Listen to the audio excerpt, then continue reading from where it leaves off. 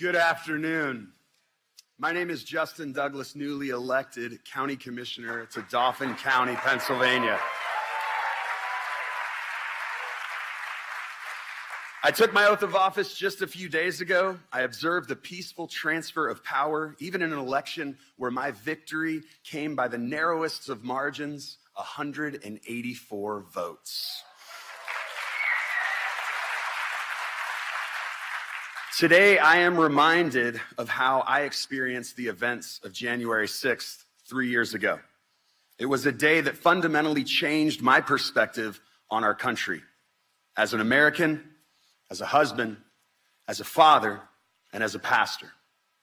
On January 10th, I told my church community during my sermon that the violence that day does not represent the fellowship and faith that we seek to embody.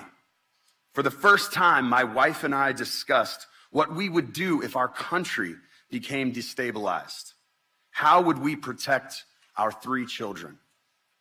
I've always been engaged politically as an advocate and activist for communities that are often overlooked and underserved. Yet this moment, this insurrection, provided the need for deeper engagement. Earlier this year, when Run for Something, an organization that recruits and supports young candidates, reached out and asked if I would consider running for office, a big part of my decision was the reality that county commissioners have a role in overseeing elections. Free, fair, and accessible elections are the bedrock of our democracy.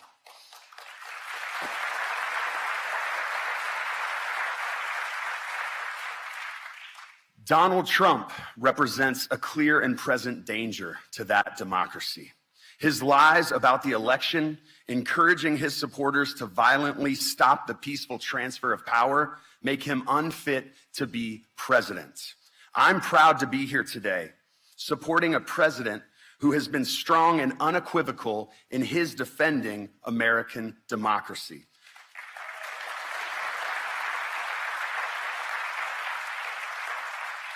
A president whose leadership is exactly what we need in this moment. It is my honor to welcome to the stage the President of the United States, Joe Biden, and the First Lady of the United States, Dr. Jill Biden.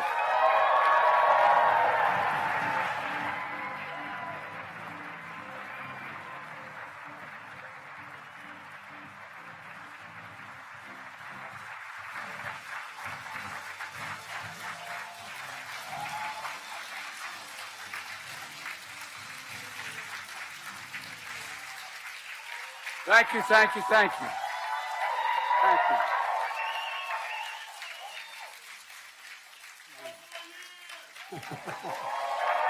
Well, thank you. Thank you. Thank you. Please, thank you. Please, thank you very, very much. Today, the topic of my speech today is deadly serious, and I think it needs to be made at the outset of this campaign. In the winter of 1777, it was harsh and cold as the Continental Army marched to Valley Forge. General George Washington knew he faced the most daunting of tasks, to fight and win a war against the most powerful empire that existed in the world at the time. His mission was clear: liberty, not conquest; freedom, not domination; national independence, not individual glory. America made a vow: never again would we bow down to a king. Months ahead would be incredibly difficult. But General Washington knew something in his bones. Something about the spirit of the troops he was leading. Something about the soul of the nation he was struggling to be born. In his general order, he predicted, and I quote, "With one heart and one mind, with fortitude and with patience, they would overcome every difficulty," the troops he was leading. And they did. They did. This army that lacked blankets and food, clothes and shoes, this army whose march left bloody bare footprints in the snow, this ragtag army made up of ordinary people, their mission, George Washington declared, was nothing less than a sacred cause. That was the phrase he used, a sacred cause. Freedom, liberty, democracy, American democracy.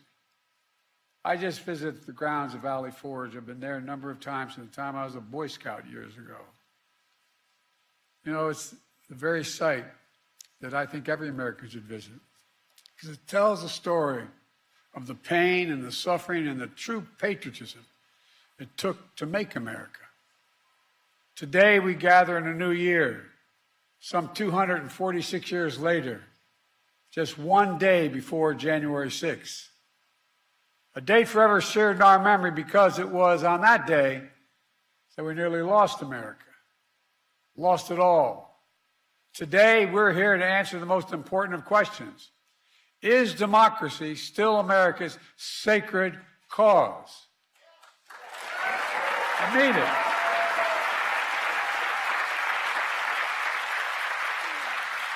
This is not rhetorical, academic, or hypothetical. Whether democracy is still America's sacred cause is the most urgent question of our time. And it's what the 2024 election is all about. The choice is clear. Donald Trump's campaign is about him, not America, not you. Donald Trump's campaign is obsessed with the past, not the future. He's willing to sacrifice our democracy, put himself in power. Our campaign is different. For me and Kamala, our campaign is about America. It's about you. It's about every age and background that occupy this country. It's about the future we're going to continue to build together. And our campaign is about preserving and strengthening our American democracy.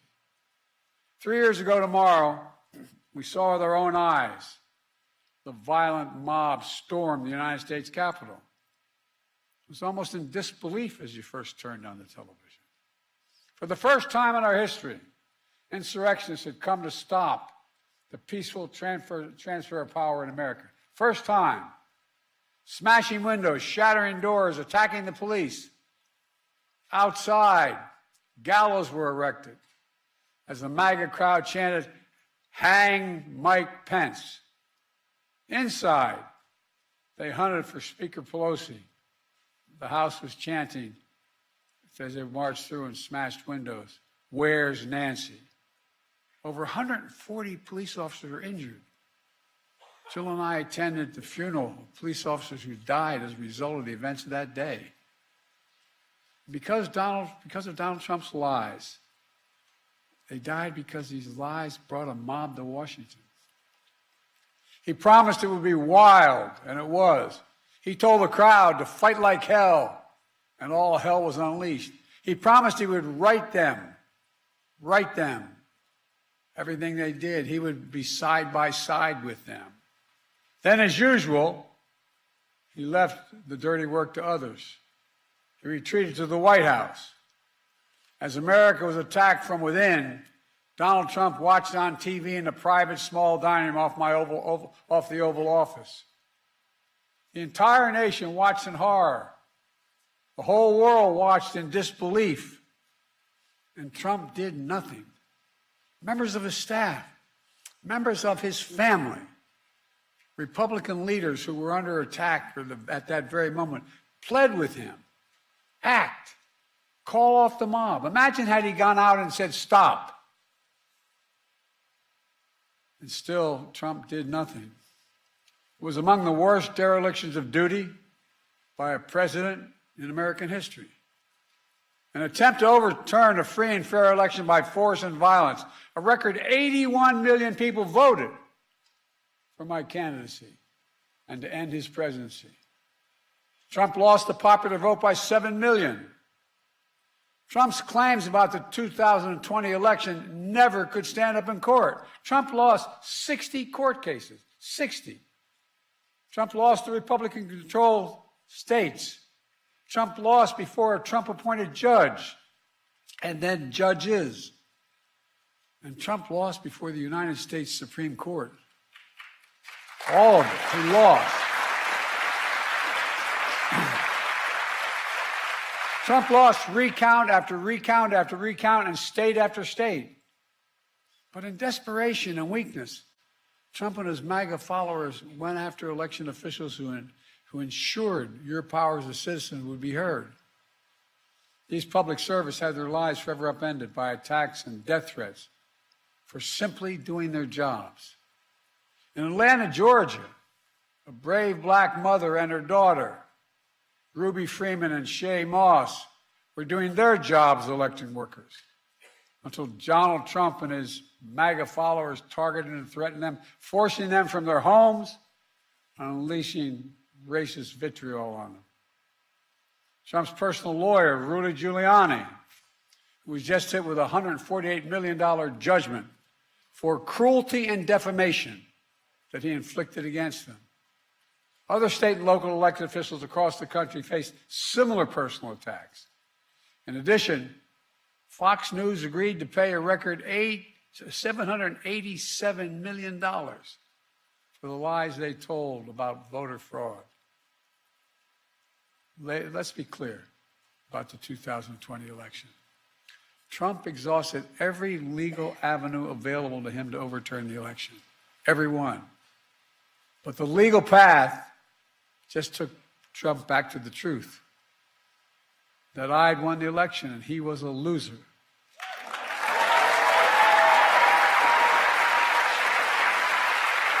Well,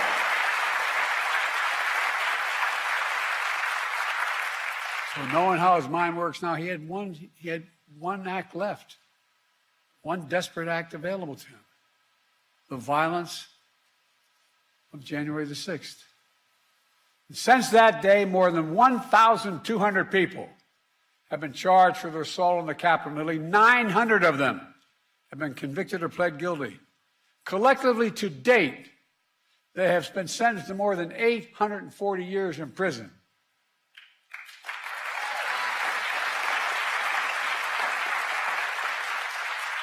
And what's Trump done? Instead of calling them criminals, he's called these insurrectionists patriots. They're patriots. And he promised to pardon them if he returns to office. Trump said that there was a lot of love on January the 6th. The rest of the nation, including law enforcement, saw a lot of hate and violence. One Capitol police officer called it a medieval battle. That same officer was called vile racist names. He said he was more afraid in the Capitol of the United States of America, in the chambers, than when he was fighting as a soldier in the war in Iraq. He said he was more afraid inside the halls of Congress than fighting in the war in Iraq. And trying to rewrite the facts of January 6th, Trump is trying to steal history the same way he tried to steal the election. But we knew the truth because we saw it with our own eyes. This wasn't like something, a story being told. It was on television repeatedly. We saw it with our own eyes. Trump's mob wasn't a peaceful protest. It was a violent assault. They were insurrectionists, not patriots. They weren't there to uphold the Constitution. They were there to destroy the Constitution. Trump won't do what an American president must do. He refuses to denounce political violence. So hear me clearly. I'll say what Donald Trump won't. Political violence is never, ever acceptable in the United States political system. Never, never, never. It has no place in a democracy, none. You can't be pro-insurrectionist and pro-American. And yet Trump and his MAGA supporters not only embrace political violence, but they laugh about it. At his rally, he jokes about an intruder, whipped up by the big Trump lie, taking a hammer to Paul Pelosi's skull and echoing the very same words used on January 6th. Where's Nancy? And he thinks that's funny. He laughed about it. What a sick My God.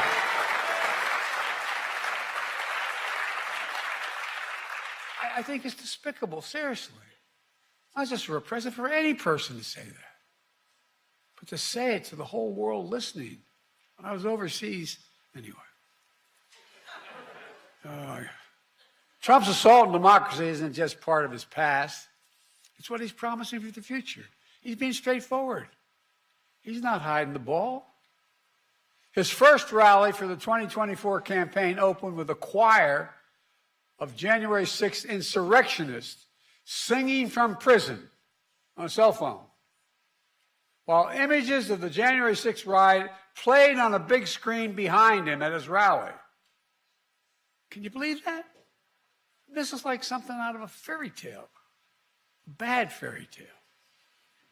Trump began his 2024 campaign by glorifying the failed violent insurrection on our Capitol. The guy who claims law and order sows lawlessness and disorder. Trump's not concerned about your future, I promise you. Trump is now promising a full-scale campaign of revenge and retribution, his words, for some years to come. They were his words, not mine. He went on to say he'd be a dictator on day one. I mean, if I were writing a book of fiction, I said an American president said that, and not in jest. He called in, I quote, the termination, quote, this is a quote, the termination of all the rules, regulations, and articles, even those found in the U.S. Constitution, should be terminated if it fits his will. It's really kind of hard to believe. Even found in the Constitution, he could terminate? He's threatened the former chairman of the Joint Chiefs of Staff with the death penalty. Says he should be put to death because the chairman put his oath to the Constitution ahead of his personal loyalty to Trump. This is coming from a president who called, when he visited cemeteries, called dead soldiers suckers and losers. Remember that?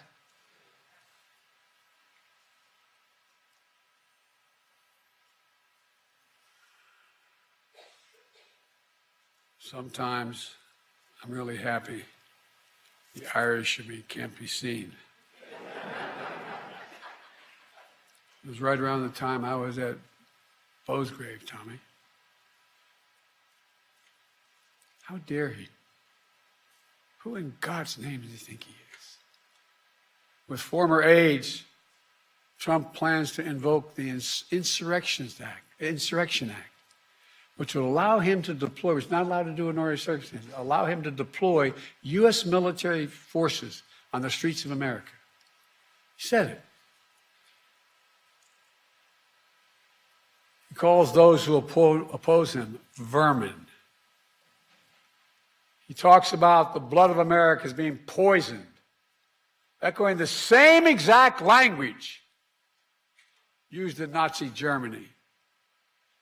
He proudly posts on social media the words that best describe his 2024 campaign, quote, revenge, quote, power, and quote, dictatorship. There's no confusion about who Trump is, what he intends to do. I placed my hand on our family Bible, and I swore an oath on the very same steps of the Capitol, just 14 days after the attack on January the 6th. As I looked out over the capital city, whose streets were lined with National Guard to prevent another attack, I saw an American that had been pushed to the brink, America that had been pushed to the brink. But I felt enormous pride, not in winning, I felt enormous pride in America, because American democracy had been tested. American democracy had held together. And when Trump had seen weakness in our democracy and continued to talk about it, I saw strength, your strength. It's not hyperbole, your strength, your integrity, American strength and integrity. Ordinary citizens, state election officials, the American judicial system had put the Constitution first, and sometimes at their peril. At their peril. Because of them, because of you, the will of the people prevailed. Not the anger of the mob or the appetites of one man. When the attack on January 6th happened, there was no doubt about the truth. At the time, even Republican members of Congress and Fox News commentators publicly and privately condemned the attack. As one Republican senator said, Trump's behavior was embarrassing and humiliating for the country. But now that same senator and those same people have changed their tune. As time has gone on, politics, fear, money, all have intervened. And now these MAGA voices who know the truth about Trump on January 6th have abandoned the truth and abandoned the democracy. They made their choice. Now the rest of us, Democrats, independents, mainstream Republicans, we have to make our choice. I know mine, and I believe I know America's. We'll defend the truth, not give in to the big lie. We'll embrace the Constitution and the Declaration, not abandon it. We'll honor the sacred cause of democracy, not walk away from it. Today, I make this sacred pledge to you: the defense, protection, and preservation of American democracy will remain, as it has been, the central cause of my presidency.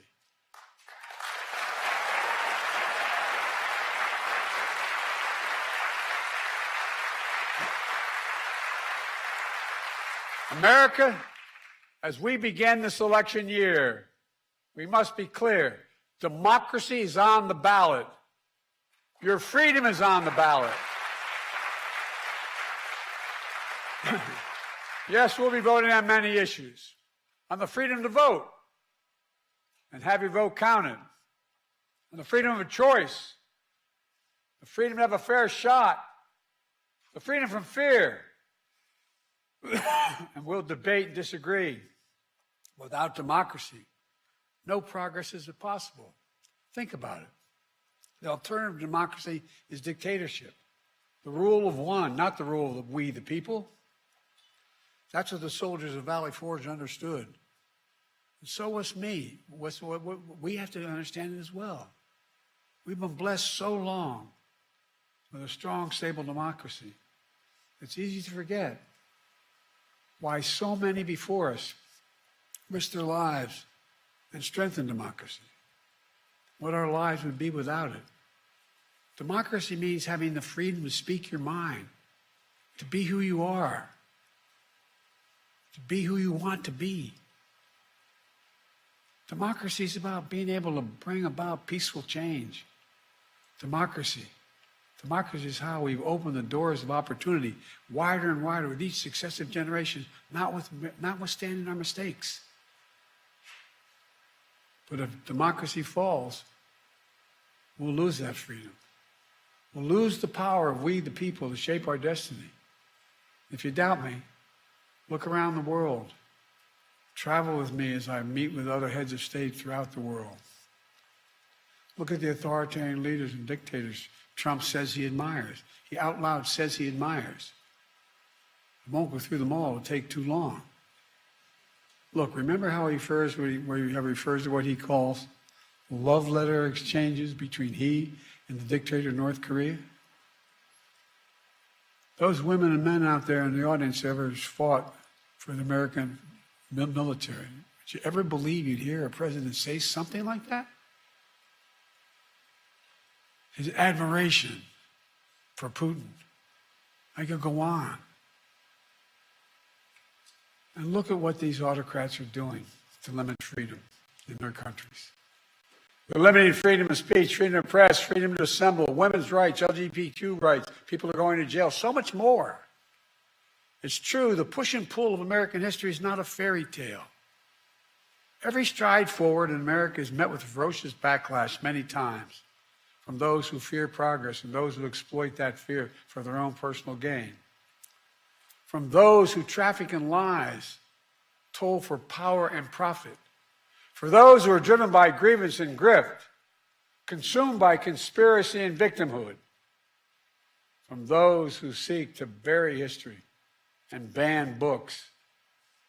Do you ever think you'd be in a political event talking about book banning for in the presidential election? The choice and contest between those forces, those competing forces, between solidarity and division is perennial. But this time it's so different. You can't have a contest. You can't have a contest if you see politics as an all-out war instead of a peaceful way to resolve our differences. All-out war is what Trump wants. And that's why he doesn't understand the most fundamental truth about this country. Unlike other nations on earth, America is not built on ethnicity, religion, geography. We're the only nation in the history of the world built on an idea. Not hyperbole, built on an idea. We hold these truths to be self-evident, that all men and women are created equal. It's an idea. Declared in the Declaration, created in a way that we've viewed everybody as equal and should be treated equal throughout their lives. We've never fully lived up to that. We have a long way to go.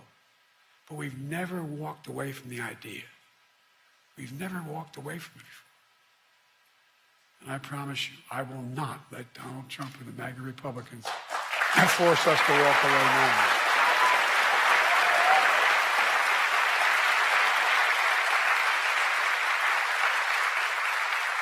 We're living in an era where a determined minority is doing everything in its power to try to destroy our democracy for their own agenda.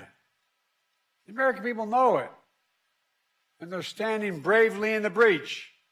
Remember after 2020, January 6th insurrection to undo the election in which more Americans had voted than any other in American history? America saw the threat posed to the country, and they voted them out. In 2022, historic midterm election, in state after state, election after election, the election deniers were defeated. Now in 2024, Trump is running as the denier-in-chief, the election denier-in-chief. Once again, he's saying he won't honor the results of the election if he loses. Trump says he doesn't understand. Well, he still doesn't understand the basic truth. That is, you can't love your country only when you win. You can't love your country only when you win.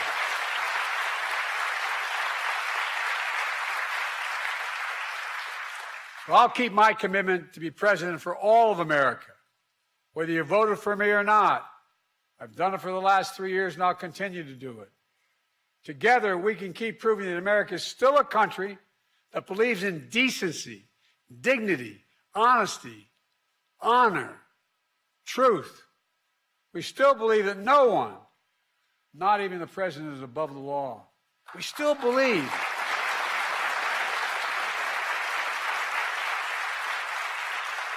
the vast majority of us still believe that everyone deserves a fair shot at making it. We're still a nation that gives hate no safe harbor. I tell you from my experience working with leaders around the world, and I mean this sincerely, not a joke, that America is still viewed as the beacon of democracy for the world. I can't tell you how many world leaders, and I know all of them, virtually all of them, grab my arm in private and say, "He can't win. Tell me." No, my country will be at risk. Think of how many countries, Tommy, you know, that are on the edge. Imagine. We still believe in we the people. And that includes all of us, not some of us. Let me close with this. In the cold winter of 1777, George Washington and his American troops at Valley Forge waged a battle on behalf of a revolutionary idea. that everyday people, like where I come from and the vast majority of you, not a king or a dictator, that everyday people can govern themselves without a king or a dictator. In fact, in the rotunda of the Capitol, there's a giant painting of General George Washington, not President Washington. And he is resigning his commission as Commander-in-Chief of the Continental Army. A European king at the time said, after he won the revolution, now's the time for him to declare his kingship. But instead, the mob that attacked the Capitol, waving Trump flags and Confederate flags, stormed right past that portrait. That image of George Washington gave them no pause, but it should have. The artist who painted that portrait memorialized that moment because he said it was, quote, one of the highest moral lessons ever given to the world, end of quote. George Washington was the height of his power, having just defeated the most powerful empire on earth. Could have held on to power as long as he wanted. He could have made himself not a future president, but a future monarch, in effect. And by the way, when he got elected president, he could have stayed for 2, 3, 4, 5 terms till he died.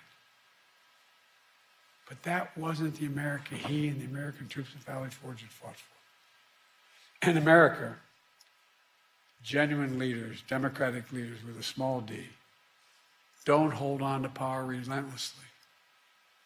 Our leaders return power to the people, and they do it willingly, because that's the deal. You do your duty. You serve your country.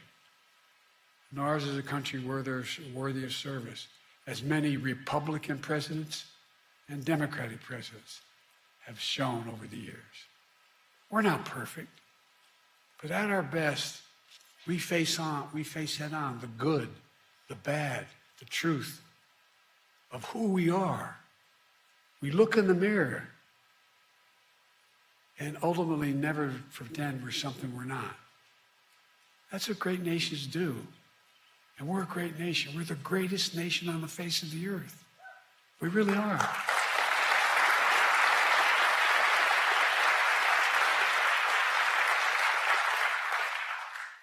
That's the America I see in our future. We get up. We carry on. We never bow. We never bend. We speak of possibilities, not carnage. We're not weighed down by grievances. We don't foster fear. We don't walk around as victims. We take charge of our destiny. We get our job done with help of the people we find in America, who find their place in a changing world and dream and build a future that not only they, but all people deserve a shot at. We don't believe, none of you believe America's failing. We know America's winning. That's American patriotism.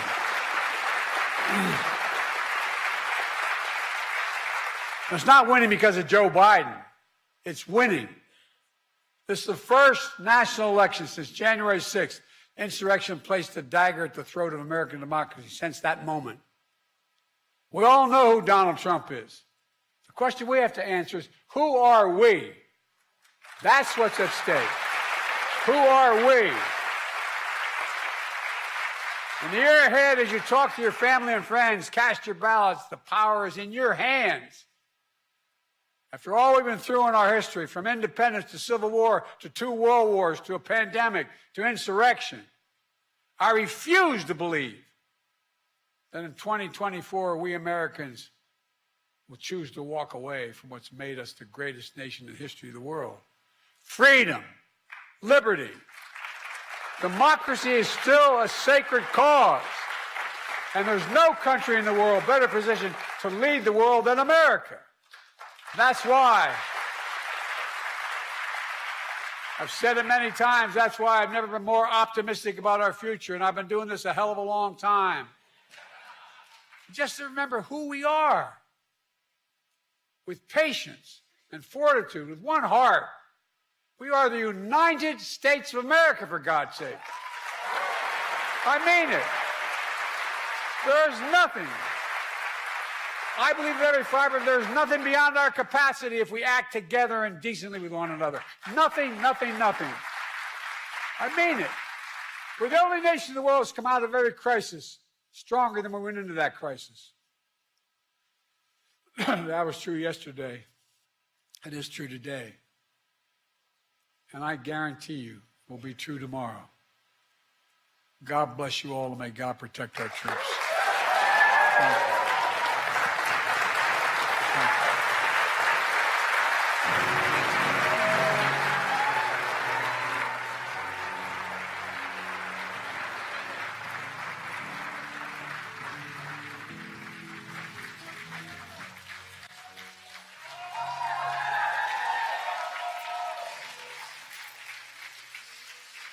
I understand power. Thank you all so very much. I really mean it. Thank you, thank you, thank you, thank you.